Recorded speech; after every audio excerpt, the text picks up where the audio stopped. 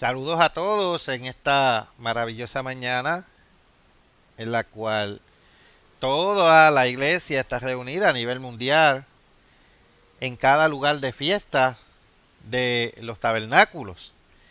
Y este sermón de hoy le he puesto por nombre o título La fiesta de los tabernáculos, un tiempo de rededicación. Y en todo el mundo, los verdaderos cristianos estamos celebrando este año la fiesta de los tabernáculos que cayó ahora el 29 de septiembre al 7 de octubre. Pero, ¿qué debe significar para nosotros esta fiesta de Dios? Bien, sería el celo, convicción, compromiso y urgencia. La iglesia de Dios del primer siglo tenía estas cualidades en abundancia. Comencemos yendo al libro de los Hechos de los Apóstoles, capítulo 5, y leeremos los versículos 40 al 42. Versículo 40, y convinieron con él, y llamando a los apóstoles, después de azotarlos, les intimidaron que no hablasen en el nombre de Jesús, y los pusieron en libertad. Y ellos salieron de la presencia del concilio, gozosos de haber sido tenidos por dignos de padecer afrenta por causa del nombre. Versículo 42. Y todos los días en el templo y por las casas no cesaban de enseñar y predicar a Jesucristo. Pero, ¿de dónde sacaron los primeros cristianos ese coraje dinámico y ese empuje? Si al fin y al cabo no eran más que seres humanos falibles como nosotros. ¿Por qué tal celo, tal ardiente, una determinación tan concentrada e intensa? Pasemos al Evangelio de Mateo, capítulo 28, y vamos a leer el versículo 20. Y ahí vamos a encontrar la respuesta a esta pregunta. Mateo, capítulo 28, versículo 20. Enseñándoles que guarden todas las cosas que os he mandado, y he aquí yo estoy con vosotros todos los días hasta el fin del mundo. Amén. El Espíritu de Dios les guiaba, y al igual que Cristo nos guía hoy a nosotros a través de su Espíritu. ¿Y por qué ese espíritu de poder los conmovió y los impulsó a tales alturas de abnegación? Vayamos a Hechos, capítulo 4, y vamos a leer el versículo 32. Y esto dice, y la multitud de los que habían creído era de un corazón y un alma, y ninguno decía ser suyo propio, nada de lo que poseía, sino que tenían todas las cosas en común. Y la respuesta tiene que ver directamente con la importancia vital de la fiesta de los tabernáculos de este año para los verdaderos cristianos de hoy. Es la sorprendente unidad y cohesión de la iglesia del primer siglo lo que nos desafía. La fiesta de los tabernáculos es la sexta de las 7 fiestas anuales de Dios. Los verdaderos días que Dios espera que su pueblo guarde hoy. Los verdaderos cristianos saben que la fiesta de los tabernáculos representa el reino de Dios que pronto vendrá. Y el maravilloso mundo de mañana, cuando el gobierno de Dios gobernará en esta tierra y producirá paz y prosperidad para todos. Y una clave importante para producir esa paz y prosperidad será la unidad entre los hijos de Dios. Ahora vayamos a Primera de Corintios, capítulo 12, y vamos a leer aquí el versículo 12 y 13, y luego vamos a leer el 27. Versículo 12, porque así como el cuerpo es uno, y tiene muchos miembros, pero todos los miembros del cuerpo, aunque son muchos, constituyen un solo cuerpo, así también es Cristo. Pues por un mismo espíritu todos fuimos bautizados en un solo cuerpo, ya judíos o griegos, ya esclavos, o libres, y a todos se nos dio a beber del mismo espíritu. Bajando al versículo 27, ahora bien, vosotros sois el cuerpo de Cristo y cada uno individualmente un miembro de él. Ahora pasemos a Hebreos. Hebreos capítulo 13, versículo 8. Jesucristo es el mismo ayer y hoy y por los siglos. Y nosotros en la continuación de la Iglesia de Dios tenemos el mismo evangelio, el mismo mensaje desesperadamente necesario, el mismo líder, la misma estructura de gobierno que la Iglesia Apostólica primitiva. La Iglesia de Dios es el cuerpo de Jesucristo. Tenemos mucho a nuestro favor en esta fiesta de los tabernáculos. Tenemos que ver de una vez y por todas lo importante que es la unidad en el cuerpo de Cristo y cómo podemos aumentar la unidad. Pasemos a Efesios capítulo 4 y vamos a leer el versículo 13. Efesios capítulo 4, versículo 13. Hasta que todos lleguemos a la unidad de la fe y el conocimiento del Hijo de Dios, a un varón perfecto, a la medida de la estatura de la plenitud de Cristo. Y a eso es uno de los propósitos por el cual estamos aquí guardando esta fiesta de tabernáculos, para estar en unidad, en un mismo sentir y en un mismo pensar. Y nunca detener nuestro crecimiento, tanto en gracia y en conocimiento, para que podamos desarrollar ese carácter perfecto que Dios requiere de cada uno de nosotros. Y así calificar para ser reyes y sacerdotes bajo Cristo en su reino milenial. Pero, ¿cuál fue el secreto de la asombrosa cohesión y capacidad de respuesta de la iglesia primitiva? Pasemos a 2 de Pedro, capítulo 1, y vamos a leer el versículo 16. 2 de Pedro, capítulo 1, versículo 16. Porque nos hemos dado a conocer el poder y la venida de nuestro Señor Jesucristo, siguiendo fábulas artificiosas, sino como habiendo visto con nuestros propios ojos su majestad. Recuerden que muchos de los cristianos primitivos fueron testigos oculares de Jesucristo y de sus milagros. Los acontecimientos sin precedentes que rodearon la muerte y resurrección de Cristo, por ejemplo, la oscuridad inexplicable que aparece descrita en Mateo capítulo 27, versículo 45, el velo del templo rasgado por la mitad, también descrito en el versículo 51, el terremoto que sacudió a Jerusalén, también descrito en el versículo 51, la resurrección literal a la vida física de prominentes líderes judíos, en el versículo 52, causaron una impresión alucinante. ¿Quiénes fueron la mayoría de los conversos en el día que Jesucristo fundó su iglesia? Pasemos a Hechos, capítulo 2, y vamos a leer el versículo 5. Moraban entonces en Jerusalén judíos, varones piadosos de todas las naciones bajo el cielo. Casi todos los primeros conversos eran judíos. Y ellos estaban bien familiarizados con las escrituras, instruidos para esperar al Mesías durante su vida. Ahora leamos Hechos capítulo 1 y busquemos aquí el versículo 6. Entonces los que se habían reunido le preguntaron, diciendo, Señor, ¿restaurarás el reino a Israel en este tiempo? Durante un tiempo se reunieron en un mismo lugar, en la misma ciudad, como se narra en Hechos capítulo 2, versículo 1.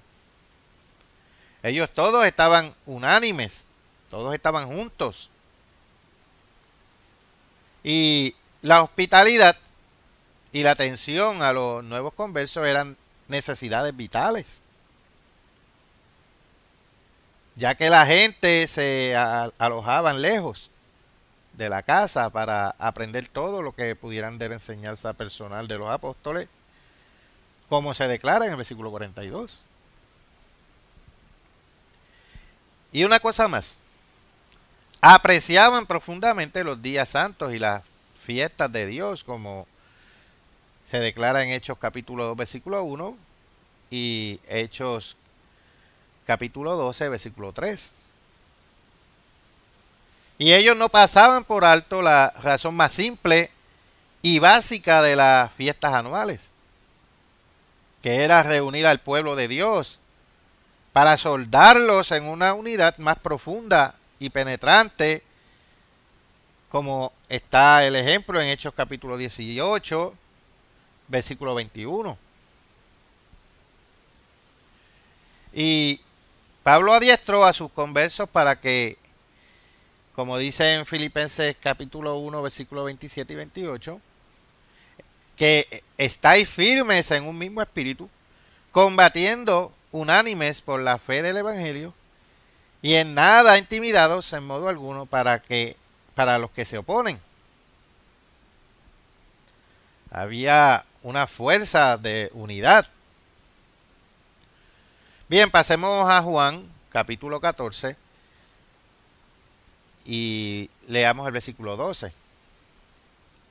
Y este dice, de cierto os digo, que el que cree en mí, las obras que yo hago, él las hará también, y aún mayores hará, porque yo voy al Padre.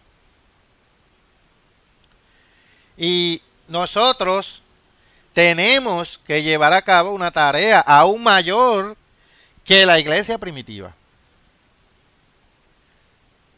Contamos con factores a nuestro favor que ellos no tenían.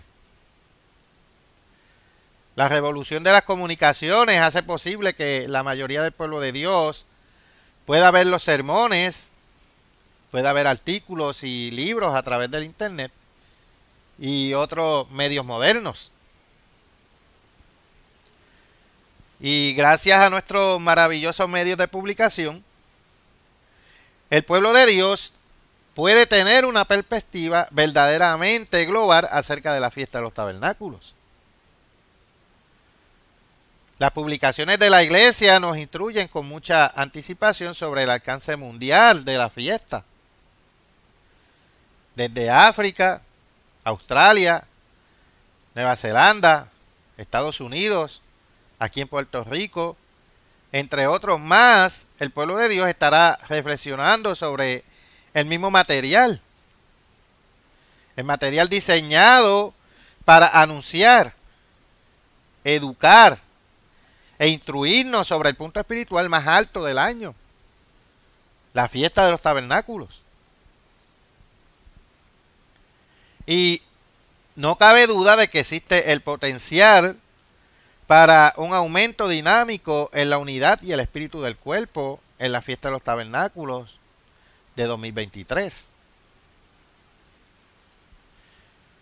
Pero quizás el estímulo más grande para avanzar y amplificar la unidad y el compañerismo del pueblo de Dios en la fiesta de este año está, como siempre, envuelto en el mensaje básico de la fiesta de los tabernáculos en sí misma. Y aún más, en cómo la obra que se nos ha encomendado encaja en el majestuoso propósito y el alcance de la sexta fiesta de Dios. Vayamos al libro de Isaías, capítulo 2, versículo 3. Isaías, capítulo 2, versículo 3. Y vendrán muchos pueblos y dirán, venid y subamos al monte del Eterno, a la casa del Dios de Jacob, y nos enseñará sus caminos y caminaremos por sus sendas, porque de Sión saldrá la ley y de Jerusalén la palabra del Eterno. Recuerden esto, la fiesta de los tabernáculos es una profecía. Es una imagen inspirada de la armonía y la paz que prevalecerán cuando Jesucristo y su pueblo finalmente gobiernen esta tierra con la ley de Dios. Y numerosas escrituras anuncian este acontecimiento. Y leeré algunas escrituras aquí. Pasemos al libro de Daniel, capítulo 7, versículo 27. Y que el reino y el dominio y la majestad de los reinos debajo de todo el cielo sea dado al pueblo de los santos del Altísimo, cuyo reino es reino eterno, y todos los dominios le servirán y obedecerán. Ahora pasemos a Primera de Corintios, capítulo 6, y vamos a leer el versículo 2. ¿O no sabéis que los santos han de juzgar el mundo? Y si el mundo ha de ser juzgado por vosotros, ¿sois dignos de juzgar cosas muy pequeñas? Bien, ahora pasemos al Evangelio de Lucas, capítulo 19, versículo 17. Lucas, capítulo 19, versículo 17. Él le dijo: está bien, buen siervo, por cuanto en lo poco has sido fiel, tendrás autoridad sobre 10 ciudades. Como le dije que iba a estar leyendo varias escrituras, y así vamos aquí a continuar con la siguiente. Vayamos ahora a Apocalipsis, capítulo 2, versículo 26. Al que venciere y guardare mis obras hasta el fin, yo le daré autoridad sobre las naciones. Y ya pudimos leer: aquellos que hayan vencido formarán parte del gabinete del gobierno del reino de Dios y tendrán autoridad bajo Cristo. Después de la gran tribulación y el día del Eterno, los sobrevivientes tendrán que regirse por la ley de Dios. Vayamos a Zacarías, capítulo 14, versículo 16. Zacarías, capítulo 14, versículo 16. Y todos los que sobrevivieren de las naciones que vinieron contra Jerusalén subirán de año en año para adorar al Rey, al Eterno de los ejércitos, y a celebrar la fiesta de los tabernáculos. La fiesta de los tabernáculos tiene implicaciones futuristas. Nos desafía a reflexionar sobre nuestro impresionante destino, nuestra meta, nuestro propósito primordial en la vida. Y que un objetivo es ayudar a Jesucristo a enderezar este trágico mundo, para comenzar una nueva civilización en la tierra, brindar ayuda real a la gente, consolar a la gente atormentada, alimentar a los niños hambrientos del tercer mundo. Cristo lo hará. Él puede salvar a la humanidad. Él tiene el celo, la resistencia, la fuerza implacable de propósito para tener éxito. Y nosotros somos ayudantes ejecutivos, entrenándonos para los puestos más altos de ese gobierno. Esta es la misión que nos consume en la vida. Es un objetivo por el que merece la pena sacrificarse, incluso sufrir si es necesario.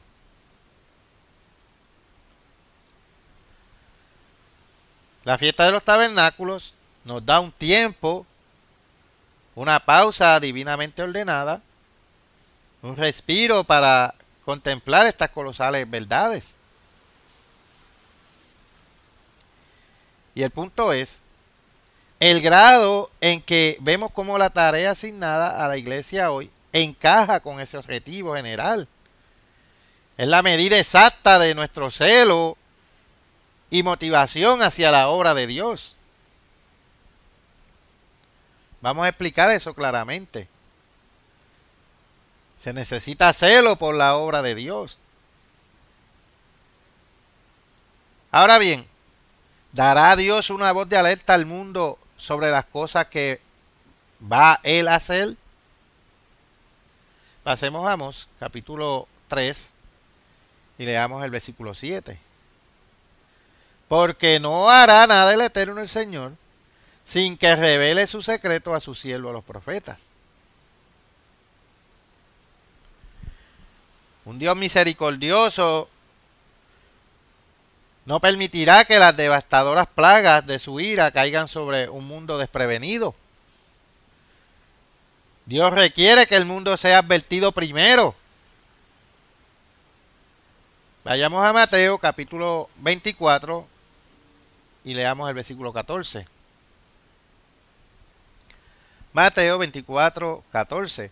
Y será predicado este evangelio del reino en todo el mundo para testimonio a todas las naciones, y entonces vendrá el fin. Su calendario es férreo. Una advertencia. La gran tribulación, el regreso de Cristo, el milenio. Ahora bien, ¿a quién considera Dios responsable de advertir a la tierra? Vayamos a Juan capítulo 20, versículo 21. Como me envió el Padre, así también yo os envío. Jesús encomendó a sus discípulos, luego apóstoles, a su iglesia, a cumplir con esa comisión. Vayamos a Marcos capítulo 16, versículo 15. Marcos capítulo 16, versículo 15. Y les dijo, id por todo el mundo y predicad el evangelio a toda criatura. Y nosotros, en la continuación de la Iglesia de Dios, estamos llevando a cabo esa gran comisión de anunciar la buena nueva. Dios requiere de nosotros este acto de amor y preocupación. Este llamado urgente a dar la voz de alarma, como declaró el apóstol Pablo en 1 Corintios capítulo 9, versículo 16. Pasemos allá, por favor. 1 Corintios capítulo 9, versículo 16. Pues si anuncio el evangelio, no tengo por qué gloriarme, porque me es impuesta necesidad. Y ay de mí si no anunciare el evangelio. Dios utiliza la predicación de este mensaje de advertencia para llamar a otros a ayudar a avanzar más en su obra. Para llamar a aquellos a quienes Él puede capacitar para gobernar con Él y bajo Cristo en el mundo de mañana. Pasemos a ver una comparación. Vayamos a Mateo, capítulo 13, versículos 18 al 23. Y leamos en cómo compara Jesús esto. Mateo, capítulo 13, versículo 18. Oíd, pues, vosotros la palabra del sembrador. Cuando alguno oye la palabra del reino y no la entiende, viene el malo y arrebata lo que fue sembrado en su corazón.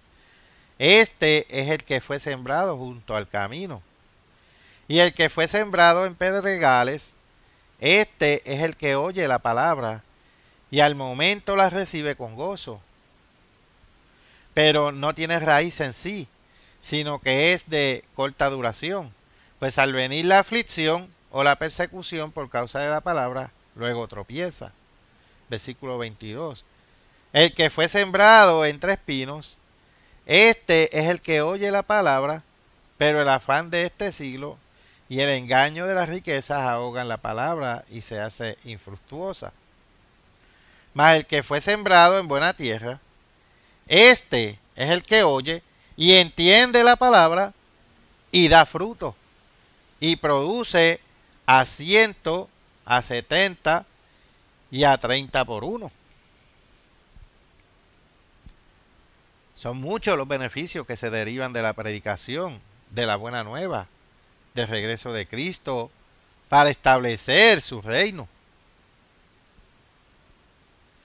Y no es de extrañar que el punto culminante del año cristiano sea la celebración de una semana que retrata esta utopía mundial. Cristo finalmente reconciliará a todo el mundo consigo mismo, como dice en Efesios capítulo 1, versículo 10.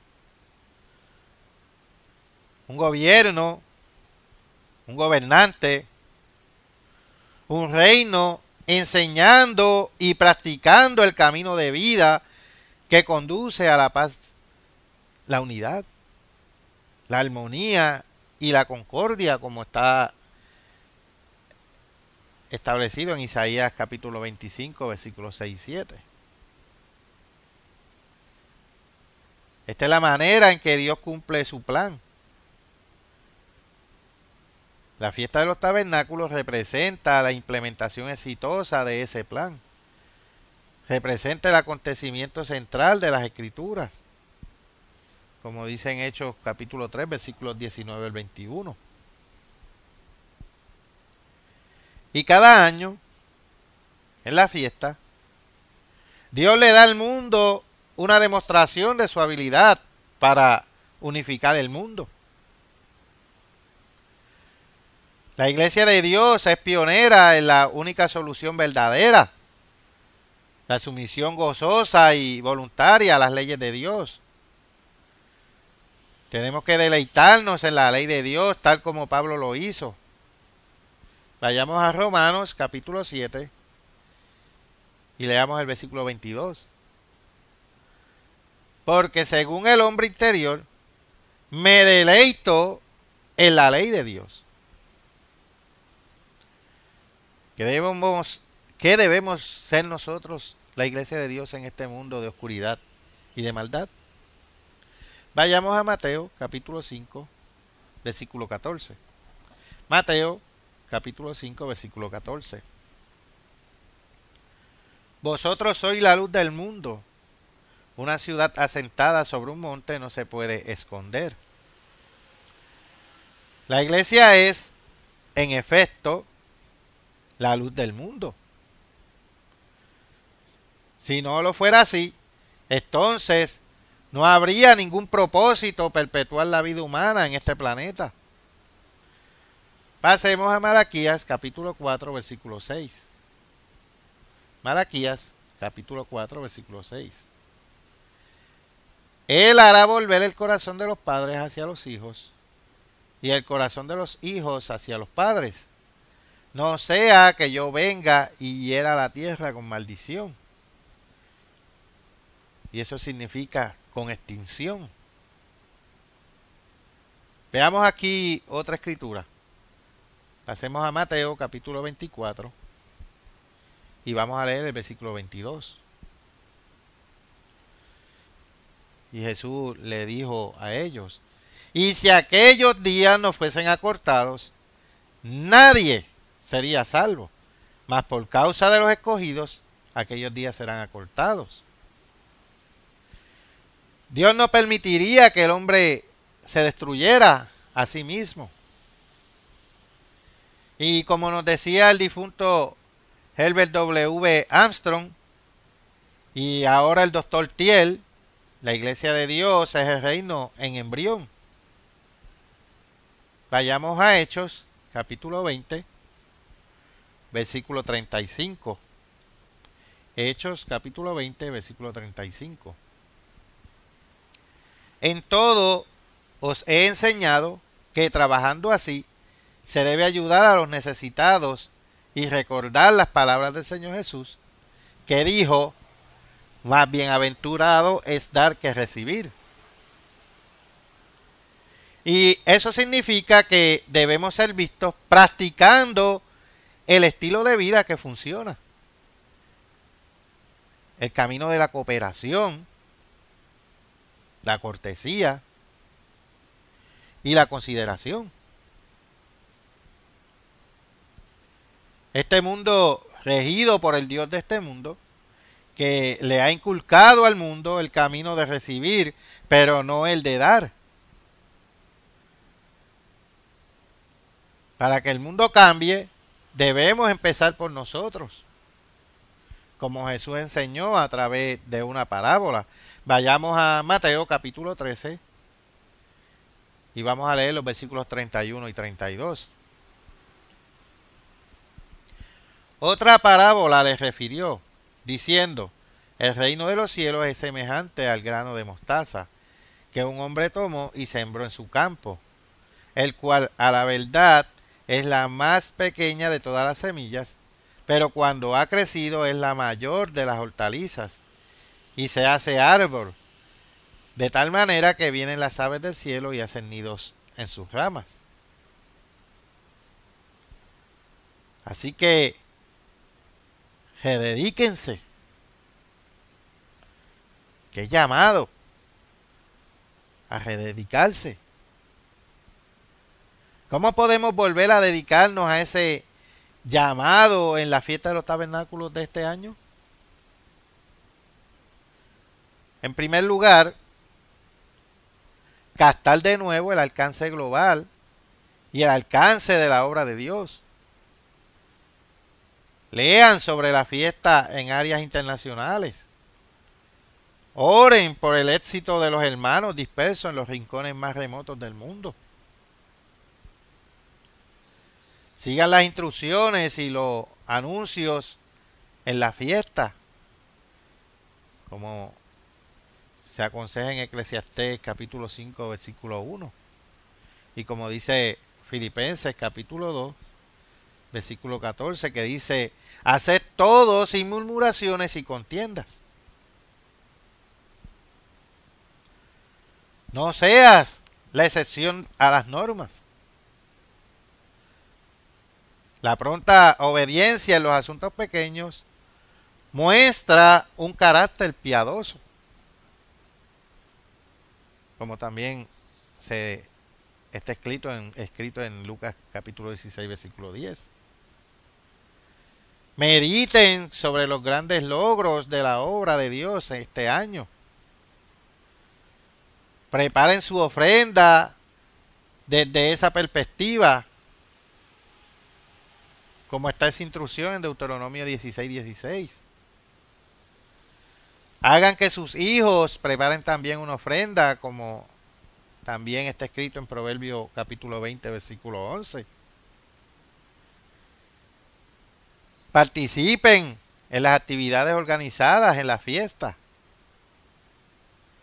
No esté haciendo sus cosas todo el tiempo. Pregunte a sus hijos sobre la ley de Dios y la forma de vida de Dios mientras se dirigen al lugar de la fiesta. Tienen que interesarse en su desarrollo espiritual. Y el entusiasmo es contagioso.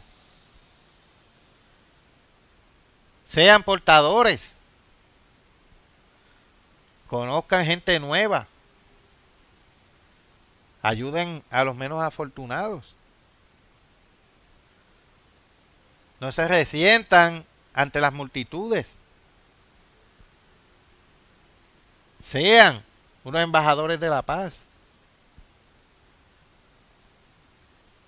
Dejen que la paz comience con ustedes mismos.